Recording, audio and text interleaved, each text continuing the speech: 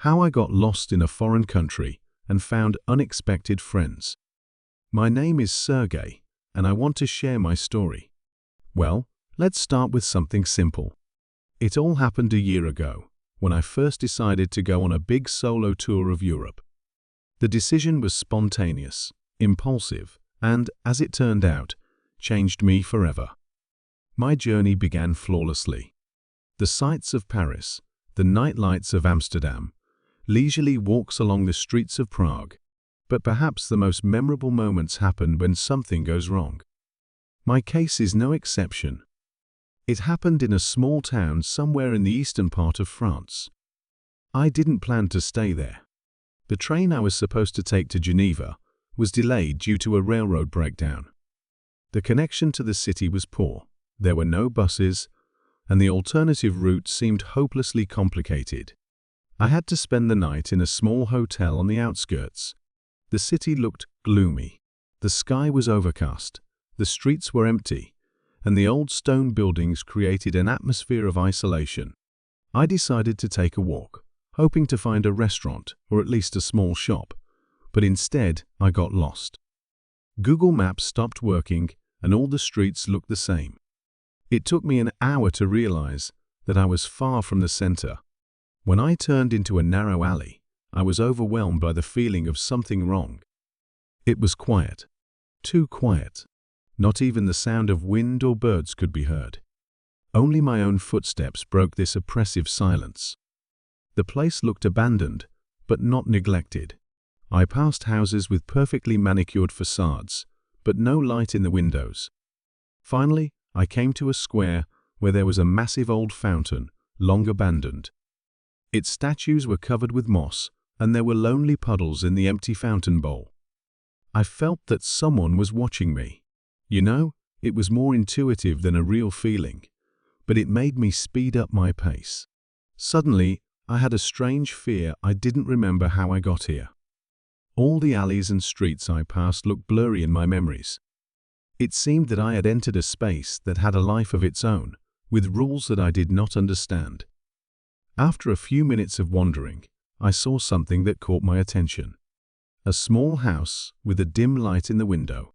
Finally, a feeling of relief washed over me, but with it came something else: uncertainty. This place looked too right. In a world of darkness, a single ray of light seemed almost unreal. I was scared, but I had no choice. I knocked on the door. A minute. Then another minute. Finally, the door slowly opened. A middle-aged woman stood in front of me. She looked completely ordinary, simple clothes, neutral expression. Her eyes narrowed slightly, as if she was trying to understand who I was and what I wanted. I tried to speak English, explaining the situation, but she just shook her head and replied in French, which I knew in a few phrases. After a little confused conversation, she gestured for me to come in. Inside, everything looked much more cozy. The room was warmly lit, with the smell of herbal tea in the air. Old clocks and photographs hung on the walls. A simple lunch was on the table, as if it had just been served. A woman I began to call Madame Claire, she pointed to herself and said her name, offered me tea. I was grateful for some hospitality, but at the same time, I had a growing feeling that something was wrong. I noticed that her house was not at all modern. There was no TV, no refrigerator, not even an electric kettle. Everything looked as if I had traveled back in time.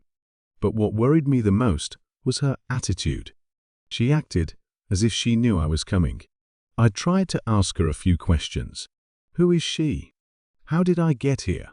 But her answers were cautious and short, as if she didn't want to say anything unnecessary. I felt that Madame Claire was hiding something important. Eventually, she pointed me to a small bedroom on the second floor where I could stay for the night. I hesitated but agreed. After all, I didn't want to wander around in the dark with nowhere to go. I will always remember that night. As soon as I got into bed, the house seemed different. I could hear soft whispers everywhere, almost indecipherable. At first I thought it was just the wind, but the whispering had a rhythm. I tried to fall asleep, but sleep did not come. Suddenly, I had a strange feeling I was not alone in the room. I looked around, but didn't see anything strange. Only my own things, the bed and a closed window. I decided to leave everything until the morning. Fatigue overcame fear, and I eventually fell asleep, but it was one of those disturbing dreams that don't bring rest. The next day, everything seemed normal. Madame Claire offered me breakfast and even gave me a map showing the way back to the city center.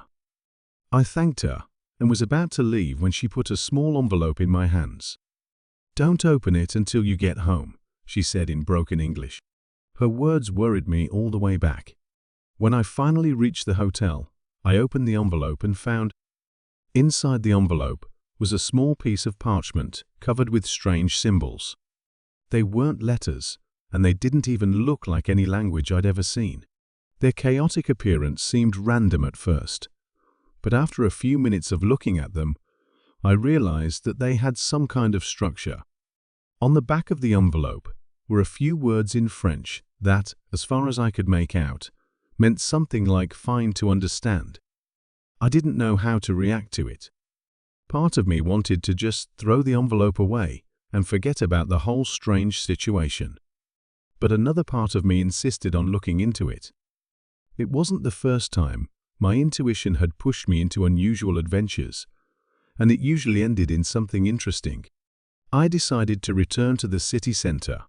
The hotel I was staying at was closer to civilization, but even here, the atmosphere didn't seem quite normal.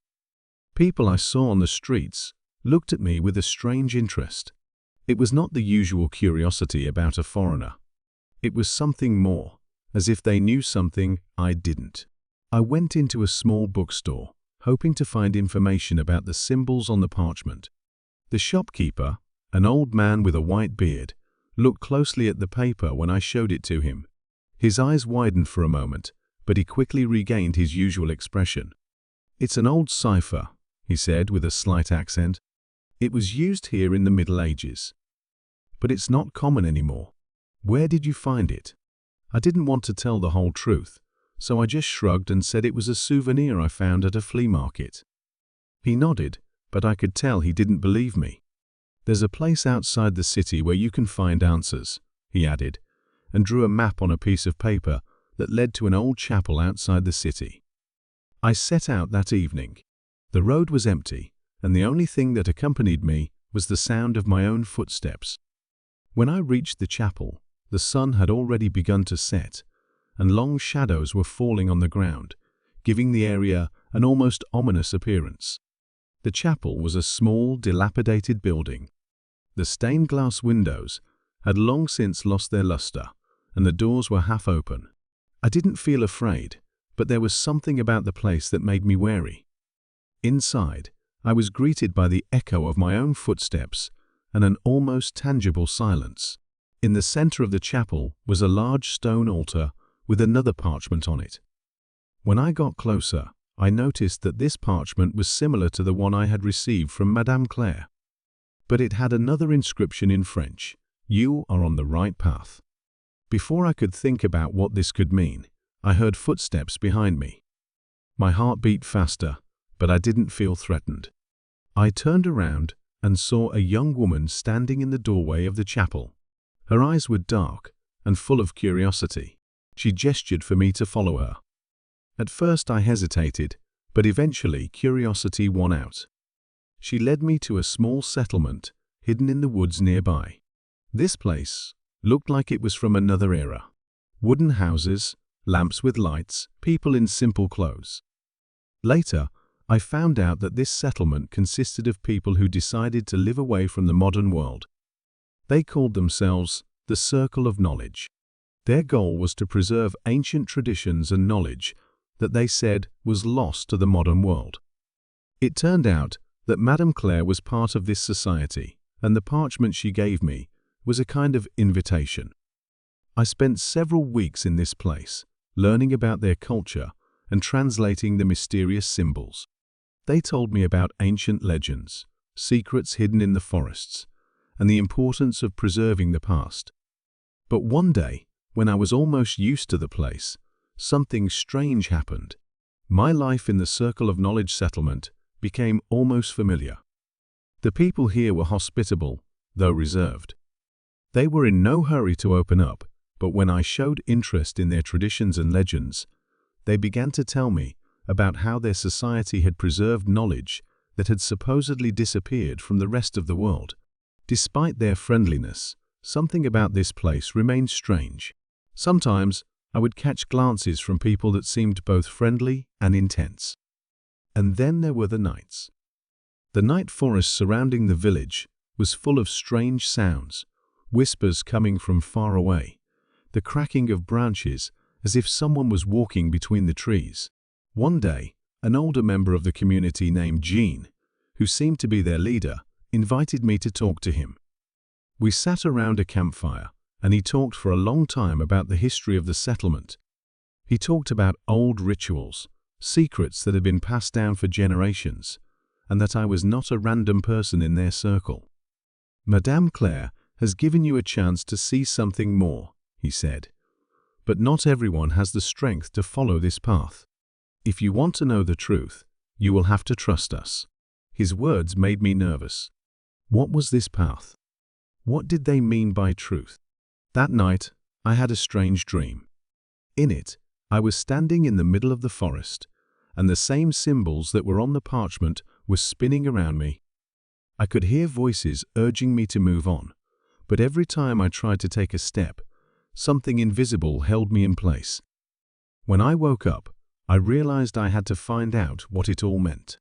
John and his men hinted at some kind of ritual, but did not explain the details. So, decided to find the answers myself. I began to snoop around the village, looking for anything that could help me understand their secrets. One day, while making my way to an old warehouse in the woods, I found a huge wooden box covered with symbols. Inside was a book that looked like an ancient manuscript with texts written in the same language as the parchment. The book mentioned a portal that opens only when someone brave enough accepts the challenge. There were also instructions for the rite, but I didn't have time to read them because I heard someone's footsteps. I barely had time to hide the book when I saw Jean. He was standing there with a lantern in his hands, looking straight at me. "You're on your way," he said without anger, but with a certainty that made me feel cold.